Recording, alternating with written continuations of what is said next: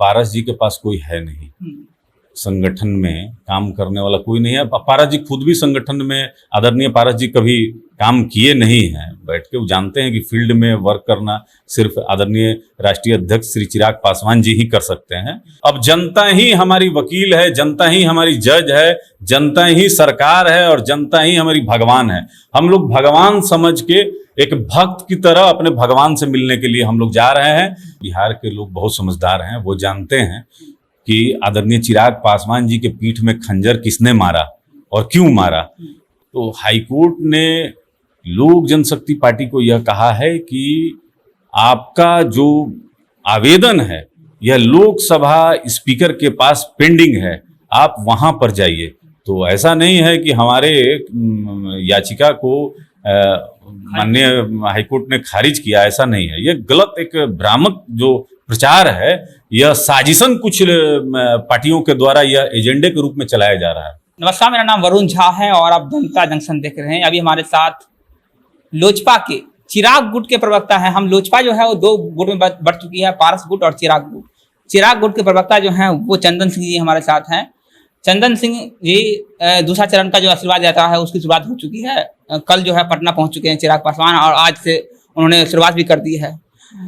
कब तक ये चरण चलेगा और क्या लोगों का प्यार जो है जिस तरह से पहले चरण में मिला वैसा ही प्यार जो है दूसरे चरण में देखने को मिल रहा है? देखिए, सर्वप्रथम तो मैं ये कहना चाहूँगा कि लोजपा में कोई गुट नहीं है। लोक जनशक्ति पार्टी आदरणीय चिराग पासवान जी के नेतृत्व में खड़ी है और देश भर के राष्ट्रीय कार्यकारिणी ने एक स्वर में आदरणीय चिराग पासवान जी में आस्था को व्यक्त किया है। तो इसमें कोई गुट नहीं है। और रही बात आशीर्वाद यात्रा की, तो आप लोगों को ज्ञात होगा कि हमने ये चरणबद्ध करने का निर्णय पहले ही ले चुके थे और हमारे राष्ट्रीय अध्यक्ष को जिस तरीके से आशीर्वाद यात्रा में एक जन समर्थन प्राप्त हो रहा है, उसी के तहत ये द्वितीय चरण में राष्ट्रीय अध्यक्ष महोदय आज कटिहार में हैं और कटिहार में जगह जगह, मतलब आप समझिए कि पटना से ही स्टार्ट हो गया। लोक जनशक्ति पार्टी के जो समर्पित कार्यकर्ता हैं वो फूल माला से स्वागत आदरणीय राष्ट्रीय अध्यक्ष श्री चिराग पासवान जी का कर रहे हैं और भव्य एक जन सैलाब, आपको तस्वीर आप देख रहे हैं कि तस्वीरों में स्पष्ट दिख रहा है कि एक करीब 1000 गाड़ी का काफिला उनके साथ है और हजारों लोग रोड पे जिस तरीके से चिराग पासवान जी से हाथ मिलाने के लिए आतुर हैं।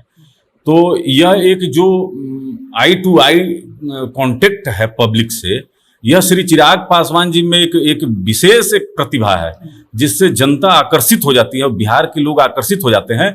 और यह ऐसे नहीं हुआ है, चूंकि हजारों और लाखों लोगों के बीच में आदरणीय चिराग पासवान जी ने जिस तरीके से बिहार फर्स्ट, बिहारी फर्स्ट को बनाया और उसमें बिहार की समस्याओं को सामने रखकर और काम करने की इच्छा जताई, तो यह उसी का परिणाम है कि आज आशीर्वाद यात्रा में भरपूर एक जन सैलाब और जन समर्थन और स्नेह देखने को हम लोग को मिल रहा है।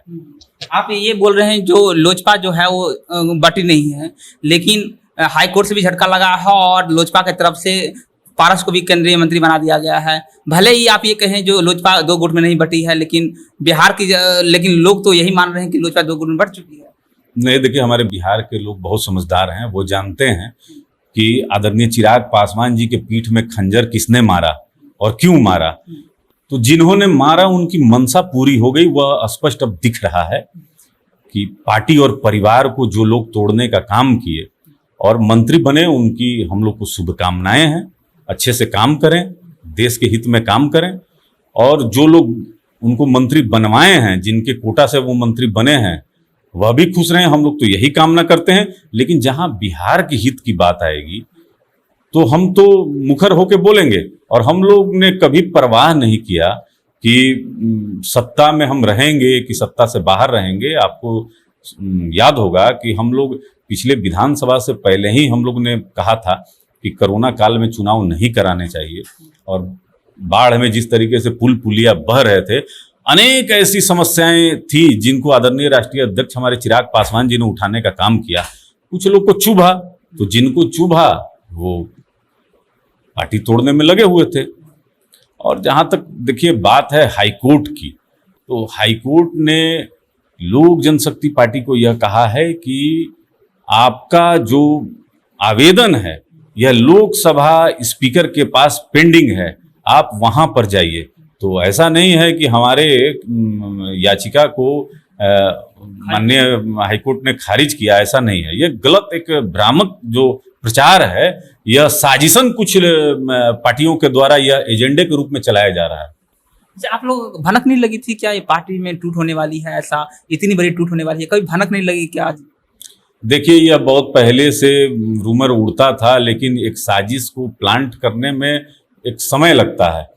अगर नाराजगी होती, अगर नाराज आप हमसे हैं तो हमको तो पता चलेगा, लेकिन जब आपसे हर डिसीजन सांसदों से पूछ के हमारे राष्ट्रीय अध्यक्ष ले रहे थे, एक सर्वसम्मत बना के ले रहे थे, वो चाहे चुनाव लड़ने का हो, चाहे किसी भी विषय पे हो, कोई कारण नहीं बनता था कि आप नाराज हों। लेकिन सत्ता के लोभ में और एक भाई भतीजावाद के लोभ में कि एमएलसी विधायक का टिकट कौन भड़काया? अब ये देखिए, अब यह बात बीत चुकी है और हम लोग इससे आगे निकल चुके हैं। हम लोग आशीर्वाद यात्रा के माध्यम से बिहार के जनता के संपर्क में है, स्नेह मिल रहा है, जन सैलाब जिस तरीके से आ रहा है, यह स्पष्ट हो जाता है कि लोक जनशक्ति पार्टी के राष्ट्रीय अध्यक्ष के साथ बिहार की जनता है। और जो हमको 26 लाख मत मिले हैं, हम सबको धन्यवाद भी कर रहे हैं और अपना दुख भी बयां कर रहे हैं, उनका भी सुन रहे हैं। तो आशीर्वाद यात्रा, इतना जन समर्थन, यह हम लोग भी इसका कल्पना नहीं किए थे। बिहार की जनता का आशीर्वाद तो आपको मिल ही रहा है, लेकिन यही कारण है कि अब आरजेडी जो है आपको अपने साथ आने का न्योता दे रही है। आरजेडी के साथ इन फ्यूचर जो है कभी चिराग जा सकते हैं, तेजस्वी और चिराग एक हो सकते हैं?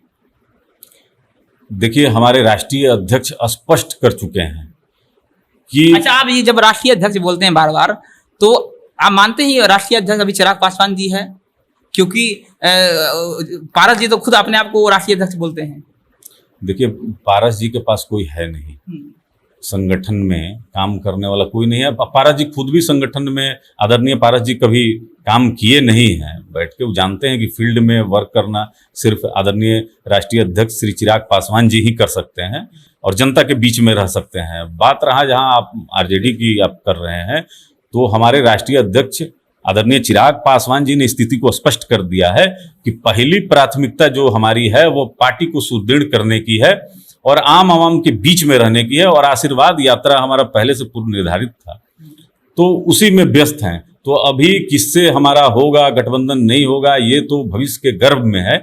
और अभी जब चुनाव आएगा तो ये चुनाव के समय तय किया जाता है, तो चुनाव के समय हम लोग बैठेंगे और तय कर लेंगे। कुछ सीटों पर उपचुनाव भी होने वाले हैं, ऐसा कुछ जब होगा तो? देखिए, यह जो विषय है यह हमारे राष्ट्रीय अध्यक्ष का विषय है, मैं इस पर कुछ नहीं कर सकता। चलिए ठीक है। जब पटना एयरपोर्ट पर कल आए थे वो चिराग पासवान जी, तो उन्होंने जनसंख्या नियंत्रण में कुछ बयान दिया था, कितना सहमत रखते हैं जनसंख्या नियंत्रण पर? आप क्या कह सकते हैं? नहीं, बिल्कुल बिल्कुल, हमारे राष्ट्रीय अध्यक्ष महोदय ने कहा कि देखिए, जागरूकता कानून तो आप बहुत सारे बना देंगे, शराबबंदी पे भी बनाए हैं जो सुपर फ्लॉप है, आपको मालूम है। तो ये अपना पल्ला तो झाड़ लिए माननीय मुख्यमंत्री महोदय, लेकिन हमारे राष्ट्रीय अध्यक्ष का स्पष्ट कहना है कि इसमें जागरूकता बहुत जरूरी है। समाज में आपको जागरूक करना पड़ेगा कि चूंकि संसाधन हमारे पास सीमित हैं। और वो माननीय मुख्यमंत्री जी चाइना का उदाहरण दे रहे थे, तो देखिए चाइना का जो क्षेत्रफल है वो भारत से कई गुना बड़ा है और जनसंख्या हम लोग के ही इतना है। तो यहाँ जो है हमको संसाधन मेरा सीमित है। और आप बचपन में ही जब बच्चे मिडिल स्कूल में होते हैं, तो अब तब से आप इनको बताना, आप शुरुआत कर दीजिए कि छोटा परिवार सुखी परिवार होता है। तो ये एक दिमाग में बैठ जाता है। किसको एजुकेट करने की जरूरत है? नीतीश जी बोल रहे हैं कि महिलाओं को शिक्षित करने की जरूरत है, रेणु देवी जी बोल रहे हैं नहीं, पुरुषों को शिक्षित करने की जरूरत है। आखिरकार किसको शिक्षित किया जाए? देखिए, माननीय मुख्यमंत्री जी अपना एजेंडा को सेट कर रहे हैं, ये तुष्टीकरण की राजनीति कर रहे हैं माननीय मुख्यमंत्री जी। इसमें किसी जाति विशेष को ध्यान में रखकर ऐसे बोलने की जरूरत नहीं है। हमारे पास सीमित संसाधन हैं। हमारे राष्ट्रीय अध्यक्ष ने स्पष्ट कर दिया है। जैसे आपको याद होगा कि बचपन में राष्ट्रीय अध्यक्ष भी हमारे इसका उल्लेख किए हैं कि हम लोग सुनते थे छोटा परिवार सुखी परिवार, दूरदर्शन पे इसका ऐड आता था। तो ये अभी तक हम लोग के दिमाग में ये बसा हुआ है। तो आप शुरुआत से ही स्कूल में क्यों नहीं एजुकेट करते हैं कि बच्चा बड़ा होगा और महंगाई जिस तरीके से अपने चरम पे है तो छोटा परिवार सुखी परिवार, यह तो स्पष्ट है। लेकिन माननीय मुख्यमंत्री जी चाइना का उदाहरण देते हैं, तो देख लें चाइना का भी जीडीपी को देख लें, और चाइना का जो फैसिलिटी है, आप अपने 16-17 साल के कार्यकाल में एक अस्पताल तक बिहार को नहीं दे पाए। स्वतः आप अपना आंख बाहर में बनवाने जाते हैं और आप उदाहरण दे रहे हैं चाइना का। आपने क्या किया, आप इसका तो जवाब दीजिए। स्वास्थ्य व्यवस्था का हाल जो है वो बेहाल तो है ही। ये बताइए, जब आपकी पार्टी टूटी थी, बीजेपी जो इस तरह से आपके साथ करेगी उम्मीद था? क्योंकि हाँ, चिराग जी जो है मोदी जी को अपना राम मानते थे, लेकिन इस तरह से धोखा देना आप लोगों को उम्मीद थी ऐसा कुछ हो पाएगा? देखिए, ये तो चुनाव के समय में राम और हनुमान की बात हुई थी, वो बीती बात अब है। हमारे राष्ट्रीय अध्यक्ष जी ने स्पष्ट कर दिया है कि उनके सर पे अब परिवार का साथ नहीं है, अब जनता ही हमारा परिवार है और जनता के बीच में वो गए हैं। और हम लोग को पूरा, चूंकि हम लोग बहुत छोटे कार्यकर्ता हैं, तो हमें पूर्ण यकीन है कि बिहार की जनता वह जानती है कि चिराग पासवान के साथ अन्याय हुआ है, तो अन्याय का जवाब जनता देगी। अब जनता ही हमारी वकील है, जनता ही हमारी जज है, जनता ही सरकार है और जनता ही हमारी भगवान है। हम लोग भगवान समझ के एक भक्त की तरह अपने भगवान से मिलने के लिए हम लोग जा रहे हैं। तो आशीर्वाद यात्रा के द्वितीय चरण में आप देख रहे हैं कि भक्त जब अपने भगवान के पास गए हैं तो भगवान भी आशीर्वाद दे रहे हैं, पूरा खुले दिल से, स्नेह से, गले लगाकर, छूकर। तो यह एक अद्वितीय दृश्य है। ये आप समझ लीजिए कि किसी भी हम लोग जैसा एक कार्यकर्ता को जब इतना हजारों की हुजूम देखते हैं कि हमारे राष्ट्रीय अध्यक्ष के पास एक दीवानगी की तरह है, तो हम लोग का आंख भर जाता है कि ये दीवानगी है। तो ये देख के जो विरोधी लोग हैं वो कहीं ना कहीं जो है कि बहुत हिले हुए हैं, उनकी मानसिक स्थिति हिल गई है और मानसिक स्थिति हिलने की वजह से ही वो अनर्गल प्रलाप कर रहे हैं। तो खैर, हम लोग उनकी चिंता नहीं करते हैं।